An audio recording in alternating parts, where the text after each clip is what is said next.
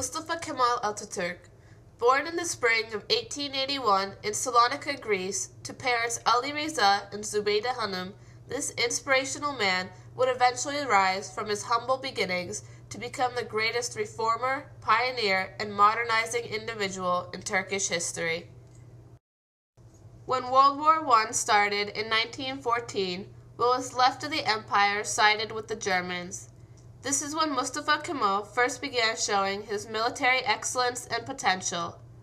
By the time the war concluded in 1918, the Ottomans gradually lost all of their power. The eventual death toll of the Ottoman Empire arrived in 1919 with the signing of the Treaty of Versailles.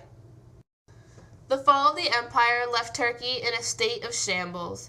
With 20% of the population dead from war and famine and a nearly non-existent economy, Turkey became known as the sick man of Europe. It was among this horrid turmoil that Mustafa Kemal protruded in his quest to make new the Turkish nation. After gaining an accomplished reputation in battles such as Gallipoli in the war, Mustafa Kemal gradually began his climb to power.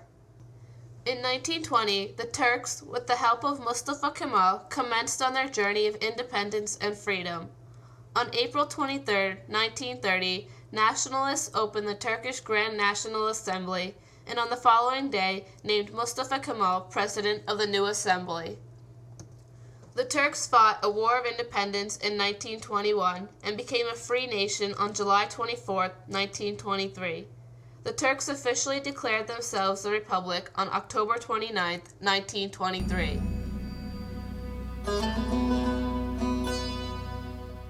Thus began the Ataturk Revolution.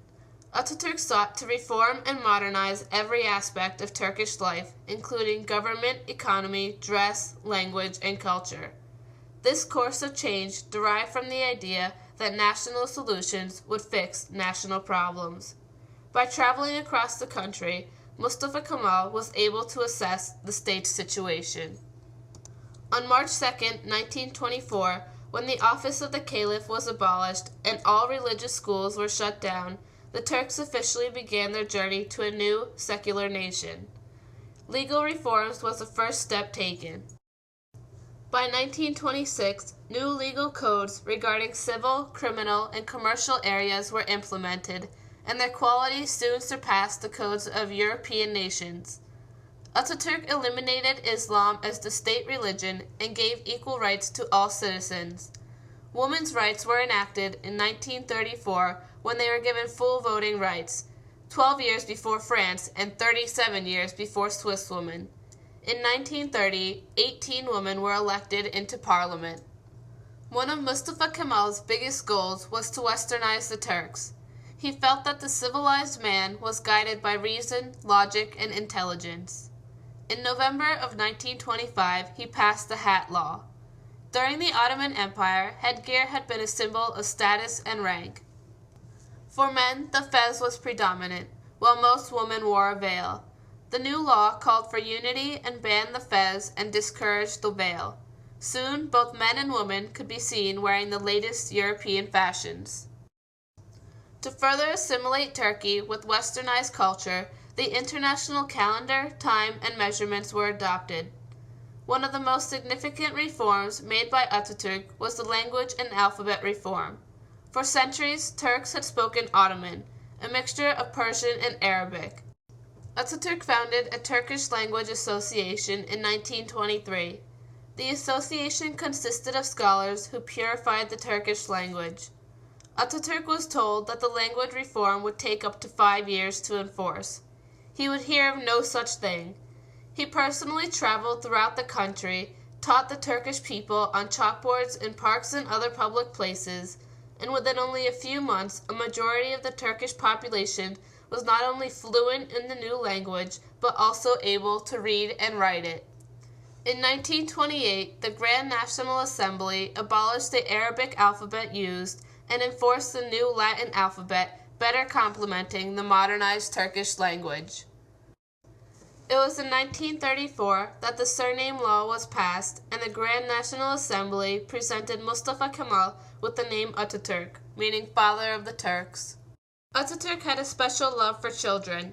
Throughout his life, he adopted 5 daughters and pronounced April 23rd as Children's Day.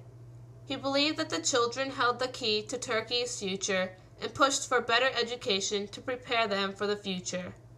He made education available to all citizens regardless of age. Education was made free, secular, and coeducational. Primary school became required and scholarships were offered for higher education. Under Ataturk's rule, Turkey's economy greatly improved. Ataturk had been quoted as saying that the peasants were the real owners and masters of Turkey. The government played a greater role in the economy, new banks were established, and industries such as textiles and leather production became prominent. Ataturk was a determined and hardworking man. His love and pride for his country was evident in all the work that he did. In October 1933, he gave his 10-year speech, marking the 10th anniversary of the Turkish Republic. He spoke of his pride for the Turkish nation and the accomplishments they had achieved. Bugün Cumhuriyetimizin 10. yılını doldurdu. En büyük bayramdır. Kutlu olsun.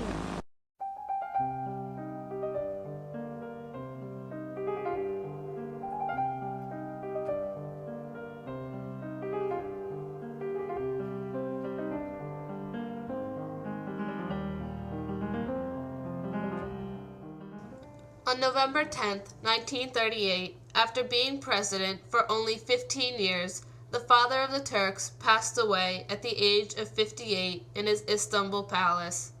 For weeks, the Turkish people mourned the loss of their great leader. Today, he is buried in a beautiful mausoleum overlooking the capital city of Ankara. The works and ideas of Ataturk have since become known as Kemalism. He is still revered as a great leader and is respected deeply by the Turkish people. His pictures can be seen hanging in restaurants, schools, and other public places throughout Turkey. Many have questioned why Ataturk, and not someone else, to become the great powerful reformer of Turkey. The answer is, Ataturk embraced every opportunity given to him. His passion was evident in his drive to make Turkey a competing force in the ever-evolving world. In a span of only 15 years, Ataturk achieved more than what many of today's countries have been fighting for over decades. The religious and cultural freedoms that people war over today were achieved in a matter of years under Ataturk's leadership. However, Ataturk's work was not completed without opposition. Throughout his time as president, he battled religious fanatics and others who preferred the old Ottoman way of life. Ataturk did not give up. Instead, he took this sometimes harsh criticism and used it to make him stronger. He knew that given the proper time and leadership, Turkey, his beloved country, would transform itself into an educated, well-informed, democratic nation. He is once quoted for saying, "There are 2 Mustafa Kemals. One, the flesh and the blood Mustafa Kemal, who now stands before you and who will pass away. The other is you, all of you here, who will go to the far corners of our land to spread the ideals which must be defended with your lives if necessary. I stand for this nation's dreams, and my life's work is to make them come true."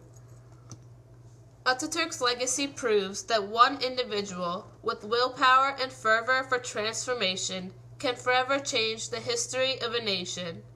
Without his perseverance and leadership, Turkey would not be the advanced, democratic, free nation it is today. He believed that anything was possible and single-handedly changed the Turkish course of history forever.